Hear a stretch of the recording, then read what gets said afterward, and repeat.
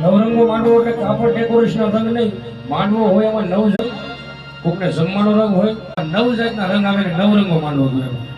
અને ઈથી વાળા નાનેથી મોટા તમામ ઊંધવી માતાને દીકરા છે. અને ઠેઠ મારા કરદેજની બાજુમાં ઊંધવીના આખાડે માલભાઈની શિકોતરી રમવા આવે. અને અહીંયા આપણે આમ અદબપણે બેઠા મારી શિકોતરીને ખોટું લાગે અમારો થઈ જાય કેવો ભાવ. અરે રા હોય ને રમે મારો